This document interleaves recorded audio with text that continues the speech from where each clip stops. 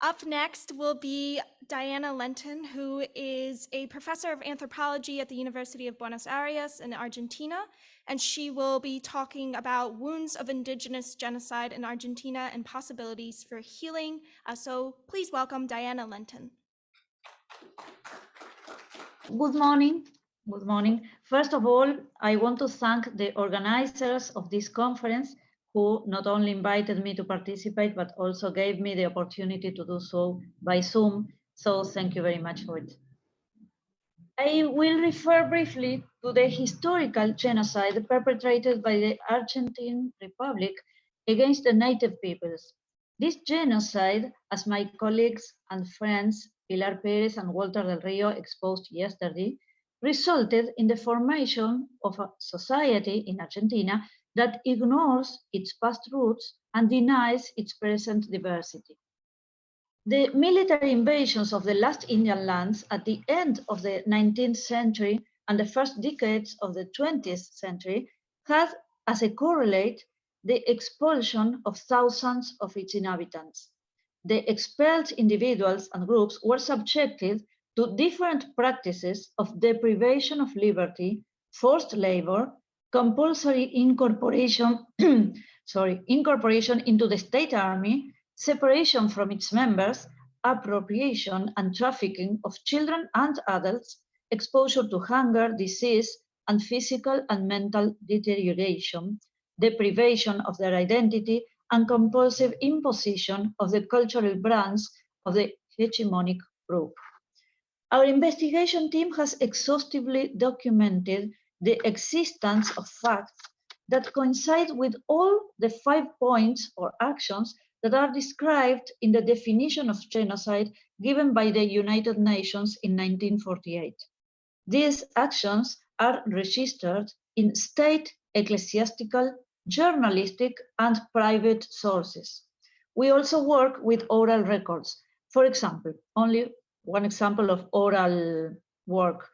The Mapuche people have their own narrative genre identified with true history. It is named in the Mapuche language as Ngtram. Many Ngtram that are today preserved in the memory of the elders describe surprising entrances by soldiers on family homes, usually at night.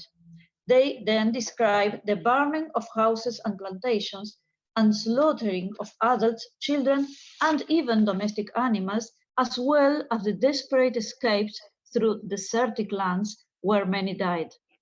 Indigenous stories, not only in the Mapuche case, but throughout the country, tell us that the national military forces systematically attacked populations that clearly could not offer an effective resistance. The attack on families was followed by the murder of imprisonment of the men and the kidnapping of children and women, who were very frequently raped and then enslaved.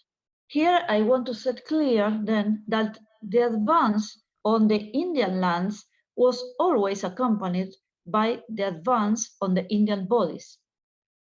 Largest cities such as Mendoza, Córdoba, Buenos Aires, Tucumán, and Rosario functioned as centers for the distribution of Indian prisoners. Concentration and redistribution camps for individuals or families were established in various locations throughout the country, and this proves the national systematic plan for these actions. It is important to make clear that the slavery and the delivery of Indian prisoners were openly denounced and discussed at the same time that they were carried out. There was never, as it is said nowadays sometimes, there was never an absolute consensus about what was called at that time the human remains of the conquest. The government justified with economic reasons the power to decide on the right to life of those who had been expropriated from their lands and from their own bodies. They applied a policy of terror that for indigenous peoples meant the disappearance of persons along with murder, torture, starvation, and servitude. Although the distribution and use of the workforce of prisoners of war by the victors was a common practice, near 1870, the distribution began to be considered not only in reference to men of military age, but in reference to the whole of indigenous society, which first had to be destroyed in order to be capitalized as a labor force. Many of the actions that today we call genocidal were already defined as criminal or at the same time as the advances on the Indian lands took part. For example, in 1884, the Buenos Aires senator Aristóbulo del Valle expressed in the National Congress about the government's policy. This is what Senator Aristóbulo del Valle said, 1884. We have reproduced the barbarian scenes of which the world has been the theater while the civil trade of slaves had existed. We have taken families from the wild Indians. We have brought them to this center of civilization where all rights ought to be guaranteed, and we have not respected in these families any of the rights that belong not yet to civilized man, but to any human being. We have enslaved men. We have prostituted women. We have torn children from their mothers' bellies. We have taken the old men to serve as slaves anywhere. In a word, we have ignored and violated all the laws that govern the moral actions of man.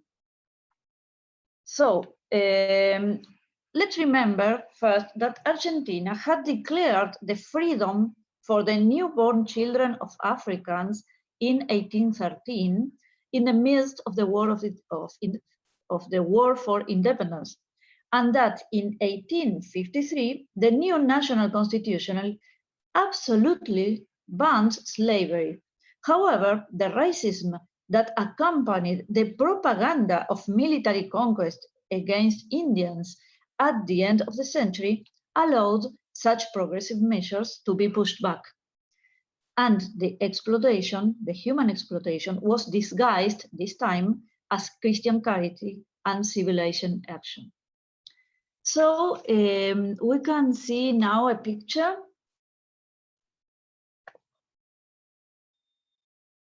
Can you hear? Yeah, I'm going to pull it up. Hang on one second. I can't see you, so I was not sure. Thank you. The first picture. Thank you very much. Well, I am going to present only a few documents. Of course, they are in Spanish, but I am going to summarize and translate. This is a list. We are going to see a list of businessmen who were interested in receiving this new sort of slaves. This was made at open day. We say openly. It wasn't a clandestine action. It was a systematic action prepared by the government to enlarge the richness of some people. This is the list.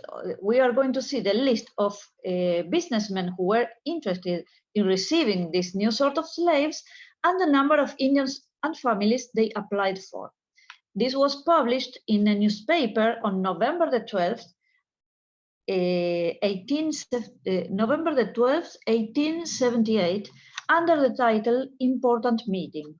So it said, yesterday, some sugarcane industrialists held a meeting at the government house with the aim of discussing the distribution which should be made among them of the Pampa Indians who were captivated in the last expeditions to the desert and who should be sent to this province by the Ministry of War.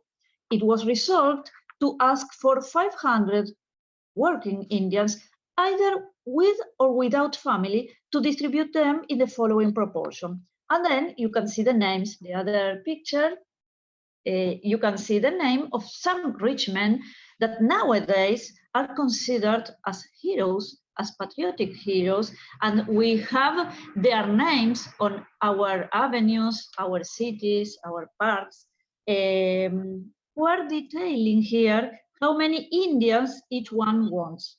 And later it says, you can see, for example, Manuel Pose, 100, Padilla Hermanos, 100, and this is the list. And at the end, it says, in addition, the sending of 80 or 100 small Indians, so children, to be distributed among the families is left to the will of General Roca. Yes? The press, at the same time, denounced in lots of notices the extreme mortality of indigenous adults and children who were distributed in this way due to epidemics, hunger, and physical punishment. You can read also the newspapers about numerous escape attempts, which usually did not have a good end. And the priests, and this is a very impressive thing, the priests wrote letters to their superiors they were worried about the Indian women who committed suicide with their children so as not to deliver them to the victors. Despite the criticism that were repeated in the press, the review of journalistic sources demonstrated us the continuity of the distribution policy for many decades. And the press, at the same time, defined indigenous labor as an easily renewable resource. Nowadays, the social memory of the peoples, of native peoples, remains as a trauma, not only around the narrative of the frequent massacres, but also in relation to this system of overexploitation itself and its effects on the planned dehumanization of its victims. Already in the 20th century, the rebellious attitude of those who refused to be the object of unlimited exploitation at farms, sugar factories, and so on, triggered their extermination as the only response. The main massacres in the 20th century that are still remembered today among native peoples, for example, Napalpí in 1924, Sapachar in 1933, La Bomba in 1947, these are the names of certain massacres, all of them in the north of the country, among others, were directly related to the resistance of the peoples to slavery and overexploitation. In all cases, the massacre was preceded by newspaper announcements of imminent Indian attacks that created the conditions for their impunity. And in all of them, state responsibility is also verified in the planning and execution, and even more, in the imposition of silence afterwards.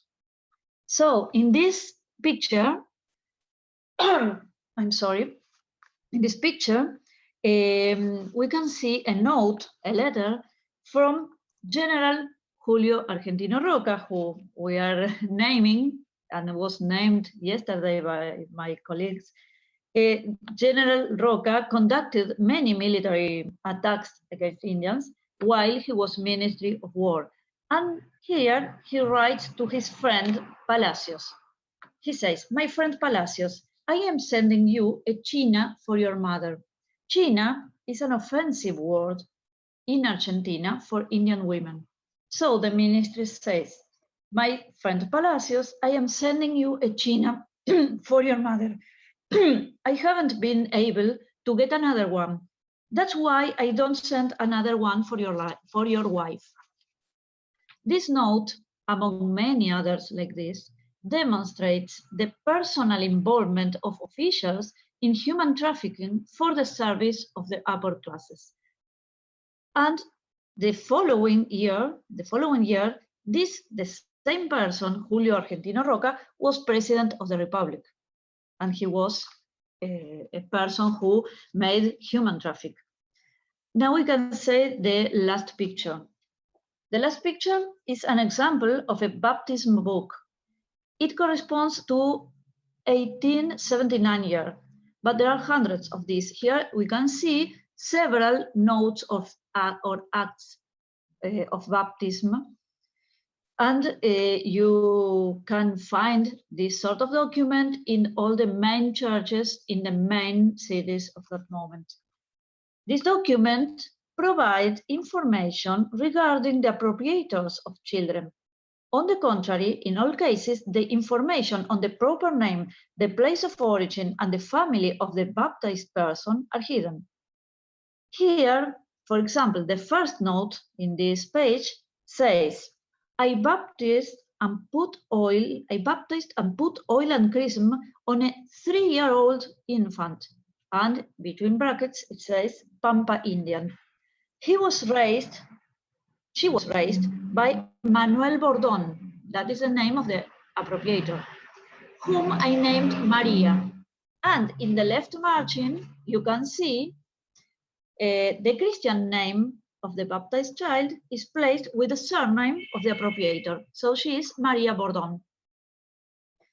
And sometimes it says Indian or Pampa Indian or nationality Patagonia, for example. Sometimes that nationality is provided, but there is no detail about the personal details of the baptized person.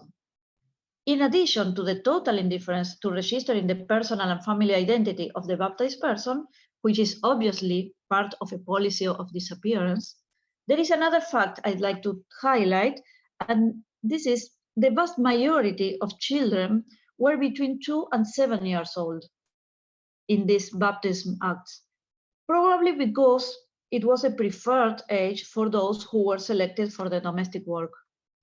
Some newborns also appear, suggesting that they may have been born at distribution sites. There must be a young mother very near at that place. Even so, the names of the mothers are not provided. The planned oblivion exercised by the genocidal state throughout the generations implied invisibility and stigmatization for the direct victims, and for the rest of the citizenry, the ignorance about its history and its roots. For example, yesterday I heard that someone asked about the census. It was detailed something about the census of population in Argentina. One manifestation of this widespread ignorance about our common ancestry as Argentinians is that in the last national population censuses within the sector of people who identify themselves as belonging to or descending from an indigenous group, there is an excessively high number of those who cannot specifically detail which people. I don't know if this is clear. Many persons can say they are of indigenous descendants, but they can't specify, they can say from whom, from which specific people or nation. They only can determine the generical Indian descendants.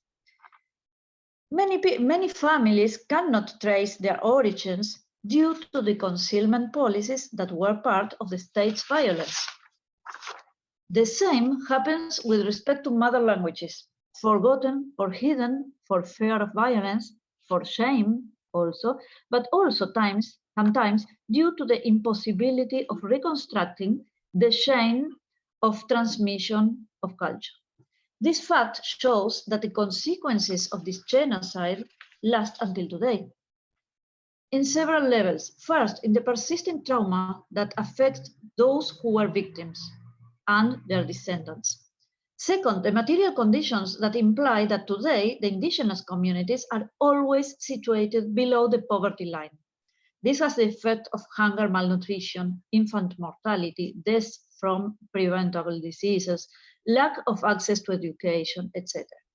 And then third, what we name as a symbolic realization, which means that there still stay the material and symbolic resources that allowed genocide in the past, denialism, racism, and material conditions of existence.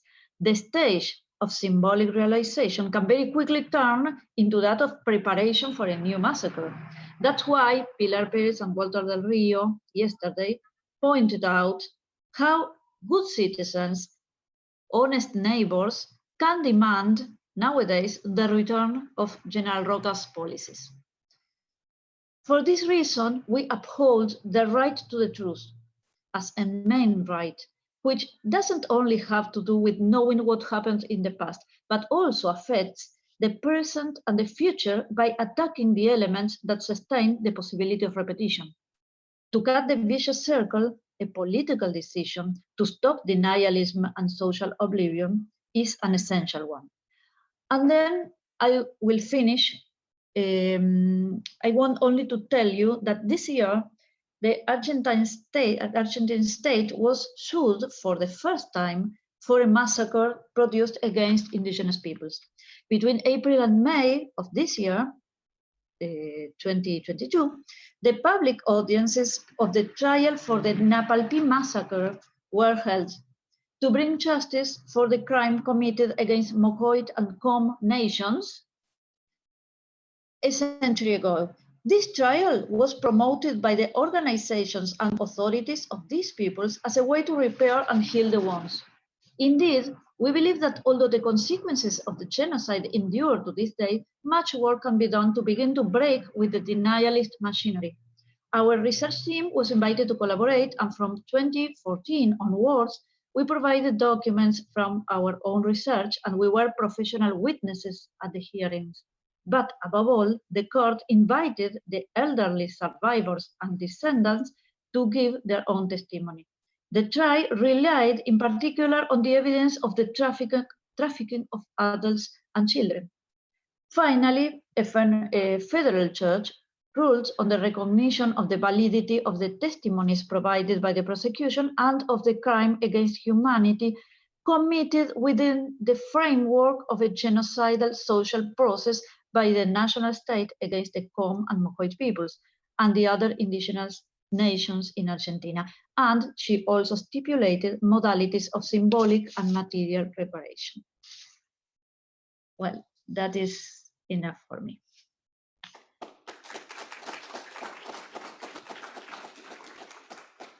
Thank you so much. So now we'll open up for questions.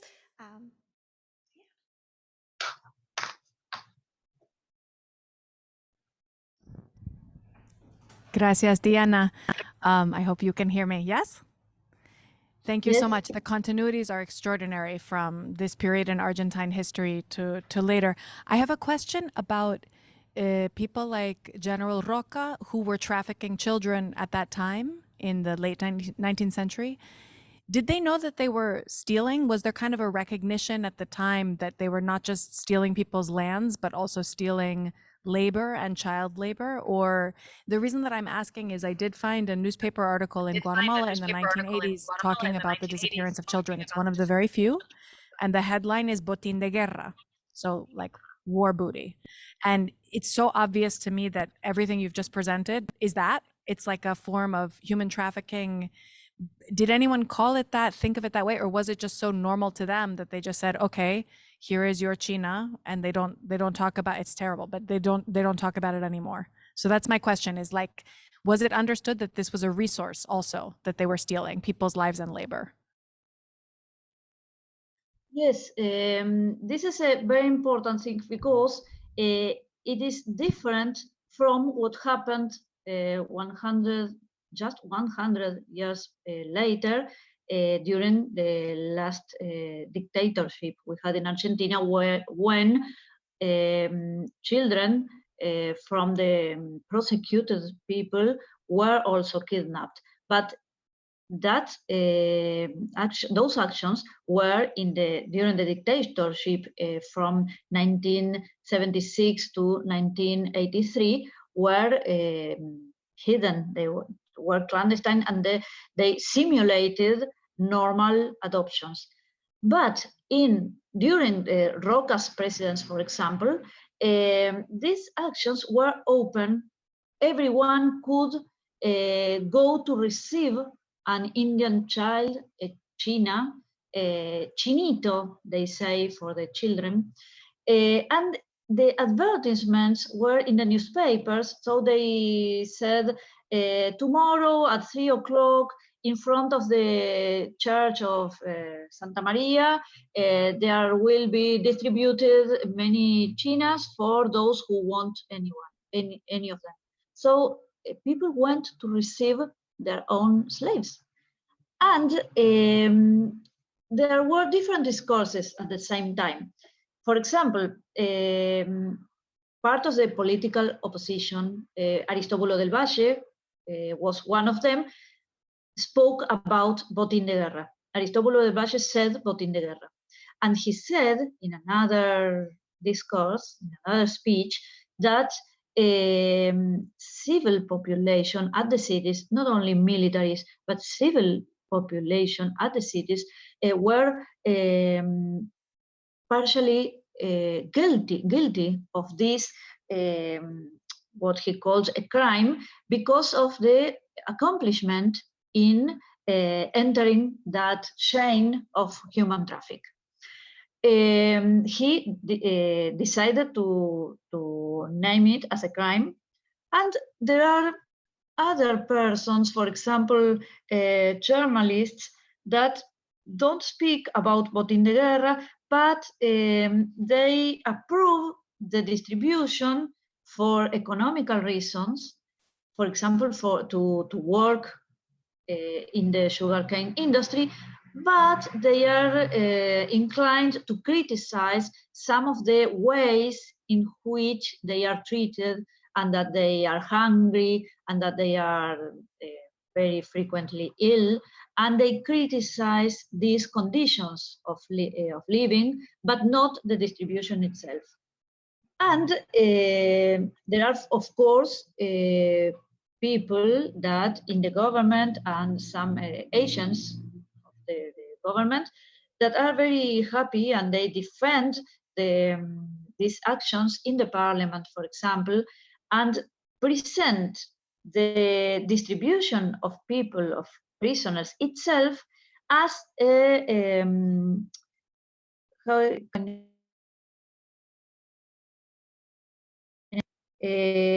having back the earnings to compensate the money that was spent in the military advance. So in a balance, in an economical balance, they say the advance over Indian lands is expensive, but we have this resource for the industry and for the citizens that is an earning, in a very insensitive way of looking at the subject. I don't know if I have answered properly. Yeah.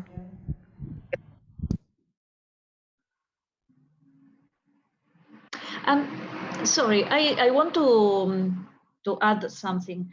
These social phenomena that we are describing for the last decades of 19th century and the first ones of 20th century repeated later when other Indian lands were appropriated by the state, and when the productive frontier, the productive border advanced throughout 20th century, and the I can't say kidnapping now, but the traffic of little Indians, and as I said before, continued, now seen as adoptions that people who are in a better economical condition can do to help poor ones, poor families. It is naturalized, it is seen as a natural thing that Indian children are taking to live and are adopted by urban families, the urban white families, to say anything. And that continues to be a very painful process for Indian peoples, and it is not properly understood by people in the cities that remain thinking that translating children out of their communities to be educated in a civilizing center, perhaps it may not be such a good thing.